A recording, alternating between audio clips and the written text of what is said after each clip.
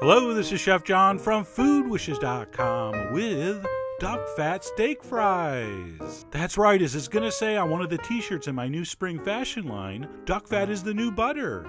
And I realized there was nothing wrong with the old butter, but this delicious fat is now readily available in most large grocery stores. And as you'll see, it makes one amazing batch of crusty oven-roasted potato wedges, also known as steak fries. And I should warn you, even though these are extremely tasty, they're also very easy to do. And we're going to get started by melting a little bit of this. There it is, rendered duck fat. And as I take off the lid, you're probably noticing a couple things. It looks like he uses this a lot. And it also looks like he scoops it out of this thing with small fingertip-shaped spoons. So I'm going to put a couple tablespoons in this ramekin, and we're just going to put that in the microwave for like 20 seconds. And there you go. That's melted and ready to pour over our potatoes. Speaking of which, there they are. 2 large russet potatoes. In my opinion, that's the variety that's going to work the best here. And we're going to go ahead and cut these into wedges in a very specific manner. We're going to want to cut through this narrow side, not across the flat side. If you cut it that way, they're a lot harder to make into wedges. So turn the potato up on its side and cut through the center like that, and that will give you 2 nice wide halves. And because those halves are going to be wider and flatter, it's going to be much simpler to cut it into even-sized pieces.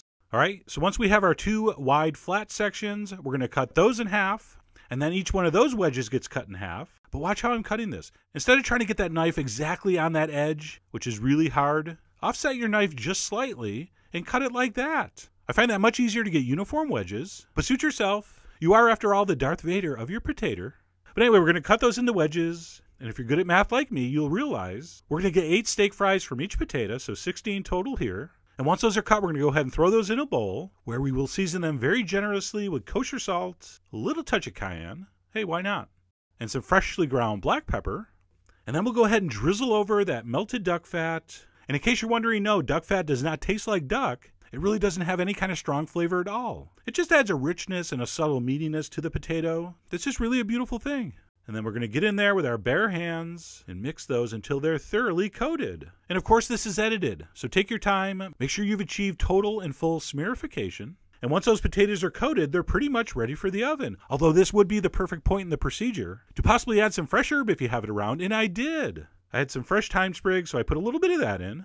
And as soon as that was mixed in, we're going to go ahead and transfer these onto a foil-lined baking sheet. And of course, you're going to want to space those evenly, but more importantly, we want the skin side down. So we're going to lay these down on the tray, angle up, skin down. And then before we pop them in, I'm going to give them one more sprinkling of kosher salt, just to be safe. The ratio of undersalted potato dishes versus oversalted potato dishes is like 8,000 to 1.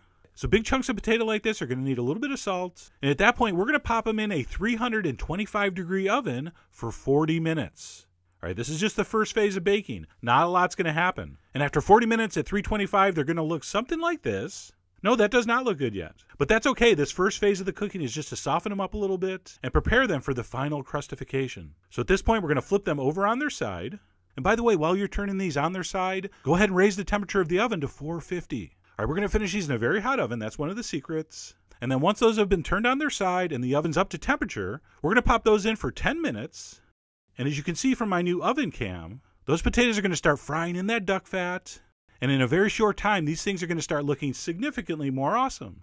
So we'll give them 10 minutes on that side at 450. We're going to pull them out. We're going to flip them over. Oh yeah, now that's starting to look good. And once those have all been turned, we're going to pop those back in the 450-degree oven for another 10 minutes. And at that point, they should be done.